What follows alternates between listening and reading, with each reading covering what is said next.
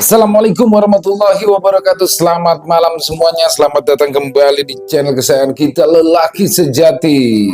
Dan pada kesempatan kali ini semoga semua teman-teman di rumah selalu dalam keadaan sehat walafiat tanpa kekurangan satu apapun. Amin amin ya robbal alamin. Ya, di kesempatan kali ini kita akan mencoba membawakan satu kisah horor lagi yang ini belum pernah ya, belum pernah. Dan pastinya akan ngilu nih ya dengerinnya ya. Dan pastinya semoga bisa menghibur semua teman-teman pecinta horor dimanapun Anda berada.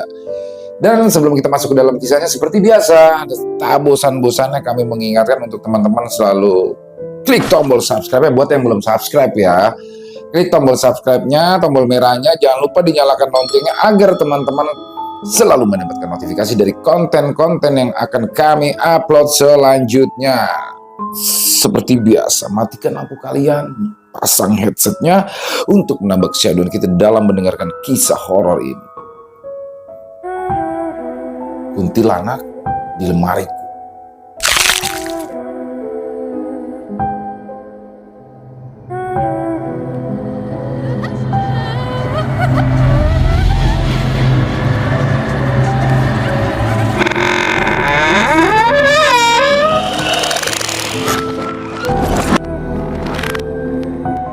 Bapakku mempunyai sebuah pusaka, bukan aji-ajian ya, jadi hanya semacam benda yang katanya diwariskan secara turun-temurun. Bentuk pusaka itu sesungguhnya tidak jelas ya, karena memang aku pribadi belum pernah melihat isinya. Jadi pokoknya bulat, dililit serat-serat kayu, lalu dililit lagi dengan kain dan di luarnya dibungkus dengan tas kulit. Jadi memang kecil. Dan keberadaan benda itu baru ku tahu ketika aku berpaling menuju masa remaja. Kakakku yang sulung kala itu akan pergi ke Kairo untuk berkuliah. Lalu bapakku menyelipkan buntelan kulit itu untuknya, katanya supaya dihindarkan atau jauh dari mara bahaya. Tetapi itu semua ditolak mentah-mentah oleh kakakku dan malah diceramahi panjang lebar. Nah, ketika aku masuk ke bangku SMA ya, kakakku yang nomor kedua pun berangkat ke Madinah. Dan lagi-lagi bapak kala itu mempromosikan pusakanya. Lagi-lagi pula ya kala itu ditausiahi oleh anaknya sendiri. Bahkan kala itu kakakku sampai menangis, memohon agar bapakku membuang benda itu supaya tidak masuk ke dalam lingkaran kemusyrikan ya. Tapi tetap saja bapakku masih bersikeras untuk menyimpan. Nah, di 3 tahun berikutnya, giliran aku nih, jadi anak bontot ya. Aku tidak pergi jauh-jauh kala itu, hanya ke Jawa. Juga tidak mau kuliah agama, melainkan ilmu alam. Ya jadinya aku ingin, out of the box lah ya, lain daripada kakak-kakakku yang lain. Aku ingin mencoba sesuatu yang baru. Dalam suatu keluarga, itu aku ingin berbeda lah ya. Dan satu malam sebelum berangkat, kala itu bapakku berbicara denganku, mencoba memberikan aku nasihat tentang apa yang boleh dan apa yang tidak. Dan di bagian penutup, kala itu beliau akhirnya mencoba menawarkan pusaka yang keluar 3 tahun sekali. Aku bingung ya kala itu, sangat bingung. Bapakku ini tampak sangat berharap. Dan ini seperti menjadi kesempatan terakhir baginya. Karena jika aku tolak, berarti bapakku harus bikin anak lagi ya. Merawatnya sampai besar lalu merantau, dan sebelum merantau dititipkan lagi. Nah, persoalannya nih buku udah nggak bisa. Kalaupun tetap mau ya berarti dia harus kawin lagi, ya nggak mungkin nih buku mengizinkannya. Namun masalah terbesar sebetulnya adalah aku ya. Jadi aku ini tidak pernah bisa untuk menolak maunya bapakku. Jadi malam itu terjadilah serah terima benda pusaka. Dan setelah itu pun aku bertanya, "Pak, sebenarnya ini isinya apa sih, Pak?" "Batu," ujar bapak kala itu dengan lirikan yang terlihat bangga ya. Dia senang setelah ditolak 2 kali oleh 2 anaknya, di anaknya yang terakhirin akhirnya menerimanya. Jadi ada rasa dia bangga, senang. Dan sebagai seorang anak ya, di sini aku pun juga merasa senang ketika melihat orang tuaku senang. "Cuma batu?" tanya aku. "Ya memang batu," jawab bapak lagi. "Loh, kenapa harus dibungkus-bungkus begini, Pak? Batu itu kan nggak bisa pecah," tanyaku lagi. "Ya bapak juga dulu nanya begitu, tapi tidak diberikan jawaban, gunanya buat apa?" kata orang tuaku lagi. "Sudah, kamu bawa saja untuk pegangan.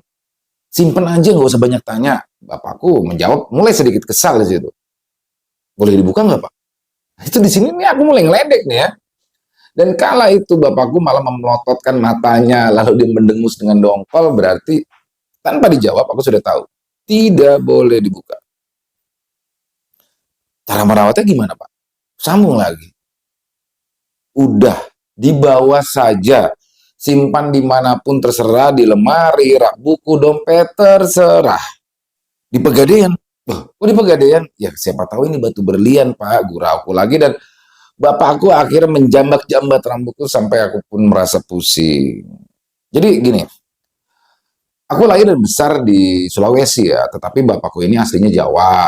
Beliau kemudian merantau, bertemulah gadis yang tadinya dikiranya adalah orang Bone, sampai ia pun tahu beberapa bulan sebelum menikah ternyata gadis itu dari Jawa-Jawa juga. Nah, sebelum berangkat ke Sulawesi saat itu, bapakku ini dibekali benda pusaka tersebut. Yang ia dengar sudah 5 generasi, bisa jadi lebih ya. Terkait manfaat di sini entah ya. Jadi uang itu lebih bermanfaat atau setidaknya ilmu, dan ilmu bermanfaat untuk mencari uang. Dan aku pribadi jujur apa ya, tidak percayalah dengan hal itu semata-mata untuk menyenangkan bapak saja. Jadi aku benar-benar melakukan ini hanya untuk menyenangkan hati orang tuaku. Dan lagi pula, jika abangku nanti kembali dari Kairo ataupun yang ada di Madinah itu kembali, mereka akan menceramai bapak, aku tinggal bilang, barangnya ada padaku. Nah, di sini mereka pasti giliran mengincarku habis-habisan. Kalau perlu dengan menangis pun sebelum akhirnya memaksa agar benda ini segera dibuang jauh. Kalau sudah begitu gampang, tinggal aku buang aja. Pada waktunya, Makassar digantikan dengan Jawa. Pesawat mendarat di satu kota, dan di kota ini pula lah aku belajar, namun yang paling pertama ialah tempat tinggal. Dengan bantuan sahabat abangku yang sangat baik hati, banyak hal jadi terasa mudah. Aku pun menyewa kamar di sebuah rumah milik penduduk setempat. Di sini seorang ibu yang dari bicaranya kelihatan terpelajar ya. Ini suaminya, dia udah meninggal, dan ya hidup bersama putri dan menantunya yang datang dari Takengon. Oleh pemiliknya aku ditempatkan di bagian belakang, satu kamar yang lapang dan bersih, dan rumahnya masih terawat betul ya, kendati dibangun oleh kakek buyut sang pemilik. Rumah sebelum leluhur itu diangkat menjadi wedana. Jadi rumah ini hanya 3 kamar yang disewakan, 2 kamar lainnya dihuni mahasiswi, masing-masing terpaut 2 dan 4 semester denganku. Mereka sangat baik dan ramah. Sebagai pemilik rumah memperlakukan semuanya. Nah, belakangan ini aku mulai mengerti dan paham ya, jika rumah ini seperti pesantren. Jadi, keluarga Ibu Haryadi ya, ini sangat disiplin dalam hal ibadah. Perempuan biasa sholat di musola milik Aisyah di dekat rumah dan mengaji Al-Quran di rumah setiap malam dan ba'da subuh. Seiring bergulirnya waktu, aku pun menjadi ikut kebiasaan mereka. Jadi kebiasaan yang baik ya. Nah, adapun kembali ke pusaka Bapak, saat itu pusaka Bapak aku biarkan saja di tempatnya. Saat itu aku menaruhnya di dalam sebuah laci lemari dan tidak pernah mengingat-ingat lagi. Namun, beberapa kejadian yang berlangsung di kemudian hari membuat benda itu kembali perlu diingat. Saat itu masih sore, sehari sebelum akhir pekan. Aku sendirian di kamar sejak siang, lalu tiba-tiba saja ku dengar sebuah langkah yang berderap. Pintu kamar sebelah seperti sudah dibuka. Kak Mayang sepertinya sudah pulang. Nah, terpaut 15 menit, aku meninggalkan kamar untuk mandi. Pintu kamar mandi dari agak jauh tampak tertutup, tetapi rasanya di sana kosong. Jadi aku berjalan, begitu semakin dekat, rupanya pintu itu dibuka. Kak Mayang keluarlah, terlihat baru selesai mandi, rambutnya tenggelam di dalam handuk yang dikual-kual. Aku berhenti. Dia pun berhenti. Sesaat kemudian ditariknya handuk dari kepalanya. Pada waktu itulah terpekik jeritan nyaring yang mengagetkan. Bukan aku yang berisik, tapi dia. Mungkin saja kehadiran pun terlalu mengejutkan, lantas ku minta maaf secepatnya. Namun ini aneh. Alih-alih tenang, gadis itu malah kian nyaring berteriak, seolah ingin menghindar. Berkilat ke kiri, lalu ke kanan. Siap berlari, kakinya terlalu licin. Terpleset dia sebelum terbanting bersama pekikan yang terakhir. Kak Mayan pun pingsan. Dengan beriringan itu, Bu Haryadi pun datang. Dia terkejut dan meminta bantuanku untuk membawanya masuk ke kamar. Ya, untungnya badannya kecil ya. Dan kemudian ibu kosku memintaku menjelaskan kejadian itu. Aku mencoba ceritakan apa saja padanya. Diakhiri dengan, saya juga heran Bu, tahu-tahu dia udah istri sebegitu. Dan tidak terlalu lama, Kak Mayang pun bangun dari pingsannya. Tangannya langsung memegangi kepalanya. Mungkin masih pengar ya, lantaran jatuhnya tadi cukup keras. Dia bertanya, tentang apa yang sudah menimpanya. Aku jelaskan bahwa ia tadi terpleset dan jatuh di dekat kamar mandi. Akan tetapi, dia segera mengingat kejadian yang terekam menurut versinya. Dia menatapku sebentar, lalu memintaku mendekatkan kepala. Jangan bilang siapa-siapa. Tadi itu aku sudah lihat kuntilanak waktu keluar dari kamar mandi. Aku pun hanya diam. Bu Haryadi kala itu mendekat dari arah belakang dan ia bersyukur jika anak kosnya kala itu sudah siuman. Kamu kenapa, nak? Kok kamu bisa terpleset dan jatuh? Kak Mayang pun kala itu mengulum senyum malu. Apa perlu diperiksa? Oh, nggak apa-apa, Bu, nggak apa-apa. Tadi aku hanya terburu-buru. Dan ibu kos pun memilih tidak memperpanjang kejadian itu meskipun aku sebenarnya sudah tahu cerita dengan versi yang sebenarnya. Seperginya sang pemilik rumah, Kak Mayang pun menyambar ceritanya yang belum tuntas itu.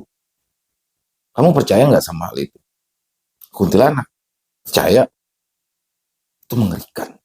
Wajahnya itu seperti lembek, tapi aku samar-samar, aku tidak ingat lagi. Nggak perlu mengingatnya, Kak. Kakak istirahat aja. Tetap saja tadi itu masih sangat membekas karena sangat seram. Kamu pernah melihatnya sebelum tadi? Dia menggeleng, tapi setelah itu mengucapkan teorinya tentang rumah lama. Rumah ini berumur 100 tahun. Kamu pikir aja deh sendiri, apa aja yang bisa terjadi. Wah, begitu ya, kebetulan aku ingin mandi. Mau ketemani? Oh, maksudnya aku tunggu di luar. Tentunya aku menolak kebaikannya, kemudian ia hanya berpesan hati-hati. Sila, tepat di depan pintu ia memanggil. Ada apa, Kak? Tadi kamu melihatku terpleset? Iya. Kok rasanya aku nggak melihat siapa-siapa ya? Aku berpikir cepat untuk menghasilkan suatu kebohongan. Oh, tadi aku baru ingin keluar kamar, lalu ada suara keras dan teriakan kamu. Aku setengah berbohong tadi. Dan selepas kejadian itu, aku pun berpikir itu lebih merugikan untukku. Kak Mayang mengaku cuma melihat si makhluk halus, padahal seharusnya tidak. Dia dan aku berjarak 2 meter. Entahlah, boleh jadi sosok itu membelakangiku, atau dia membutakan pandang, atau banyak-banyak kemungkinan terjadi, dan demi waktu kejadian itu dengan mudahnya pun dilupakan. Aku pun tidak pernah diganggu. Demikian pula yang lain. Di samping itu rupanya sebelum peristiwa sore itu tidak pernah terjadi lagi keanehan. Bu Haryadi pun tutup mulut. 1 bulan kemudian, malam hari, selesai mengaji dan sholat isya, hujan tumpah sangat deras. Tetapi aku ingat, ada jemuran yang belum diangkat. Dan dengan membabi buta, aku pun berlari ke belakang di mana pakaian digantung-gantung sepanjang hari. Dan setelah aku kembali melewati bagian semi terbuka yang agak gelap, tempat perkakas dan apa saja yang tidak terpakai, kebetulan Kak Sulis muncul kala itu juga dengan berlari. Ajaib sekali. Di sini tiba-tiba ia mengerem, berteriak hingga kehabisan suara, lalu membalikan badannya dan kembali berlari dengan pontang-panting. Sesampainya di kamar, Kak Sulis menyerbu. Kamu dari mana? Ambil jemuran. Dia mengawasi bawaanku yang saat itu bertumpuk. Kamu ambilin bajuku nggak? Ya ini sekalian daripada basah, tapi masih campur-campur, aku pisahin dulu. Kemudian ia pun menunjukkan dirinya tidak terlalu acuh pada pakainya, malah menodong. Kamu nggak lihat apa-apa? Maksudnya lihat apa? Jadi bener nggak lihat apa-apa? Enggak. Tapi aku lihat kamu berteriak di gudang lalu berbalik arah. Aku melihat kuntilanak, Sila. Hah? Kuntilanak di mana? Rupanya Kak Mayang pun sudah bergabung di percakapan itu. Aku dari tadi langsung teringat peristiwa yang lalu. Semalaman kami bertiga mengulas kuntilanak, dan bukan cuma kuntilanak, melainkan pocong, genderuwo, dan nama-nama yang lain. Selalu melebar pembicaraan ketika mengenai horor ya. Bahkan saat itu aku pun sampai ketiduran di kamar Kak Sulis. Akan tetapi aku terjaga dari tidur karena rupanya tidur berdempet-dempet 3 orang itu nggak enak. Dan sekitar pukul 12 malam, pelan-pelan aku beringsut agar tidak membangunkan yang lain. Sebelum pulang ke kamarku sendiri, aku pun lebih dulu mampir ke kamar mandi untuk melakukan hal yang rutin. Saat itu rumah terasa sunyi, berbunyi menguingas, bunyi tengah malam ya. Aku pun tidak memikirkan banyak hal sebab kantuk kala itu masih melanda. Kemudian aku pun berjalan perlahan dengan kepala menunduk. Pikiranku belum nyawaku serasa belum kumpul lah ya. Tapi seolah-olah kamarku tuh terasa sangat jauh kala itu. Hingga terbesitlah suara yang membuatku seperti digebuk. Saat itu juga pandanganku pun langsung terang. Selanjutnya aku pun bertambah sadar bahwa itu bukanlah suara, tetapi bunyi yang asalnya dari kamarku. Tidak jelas bunyi apa. Jadi semacam suara kayu yang bergedek-gedek. Sejenak, ragu menghinggapi benak. Tetapi aku tahu, aku pun tidak mungkin berdiri lama-lama di luar kamar. Akhirnya dengan agak was-was ku dorong pintu perlahan. Tidak ada siapa-siapa di dalam kamarku, melainkan pintu lemari yang tampak berkibas dengan sendirinya. Jujur, aku tidak siap. Percaya pada benda pusaka dan percaya dengan hal gaib itu dua hal yang berlainan. Aku pun segera memutuskan tidak mau tidur sendiri, lantas aku kembali ke kamar Kasulis, membuka pintunya dengan hati-hati, ya namun mereka ternyata tidur dengan tangan dan kaki yang telentang, menutup bagianku. Aku hanya bisa menelan ludah, memang sudah tidak ada tempat lagi bagiku ya. Akhirnya aku pun terpaksa kembali lagi ke kamarku. Untuk satu alasan, pintu sebaiknya dibiarkan terbuka sedikit. Cerita-cerita setan ini baru terasa akibatnya. Namun, yang paling mengganjal di otakku ini sekarang adalah justru benda titipan Bapak, kebetulan atau tidak kebetulan, ia tersimpan di dalam lemari dan pintu lemarinya tadi bergoyang-goyang tanpa sebab. Pikiran ini tiada henti mencemaskan terlalu banyak soal. Semakin jauh, aku malah mengira bukan rumah ini yang menyebabkan beberapa kekagetan, tetapi benda titipan Bapak. Oleh karenanya, ia harus dicarikan jalan keluar. Aku harus membuangnya besok. Gumamku kala itu. Meskipun tidak yakin ya. Jangan dibuang, nak. Astaga, siapa yang membisikkan itu? Jangan dibuang, nak. Suara itu melirik amat dekat di telingaku kala itu. Ini tidak boleh dibiarkan. Rupanya memang batu itu yang menjadi sebabnya. Mungkin saja itu benda-benda bertua yang artinya dijaga oleh jin. Seperti benda-benda serupa lainnya. Daripada kabur, aku pun malah memilih jalan damai. Pelan-pelan aku atur nafasku dan pikiranku, kemudian berkata seorang diri. Baiklah, aku tidak akan membuang batu. Tapi aku akan kembalikannya kepada Bapakku. Gubrak, Kamayang! Itu terjadi begitu saja, merinding setengah mati begitu pintu kamar dan lemari secara bersamaan dibanting.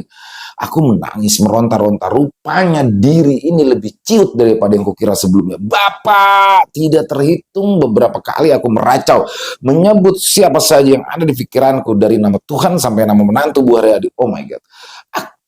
Tapi rasa takutku justru makin menggumpal kalau itu lalu. Secara tiba-tiba, seperti kilatan petir, wujud itu rupanya telah berdiri di sebelah lemari. Mulutku sontak menganga, mataku dan matanya saling bertaut.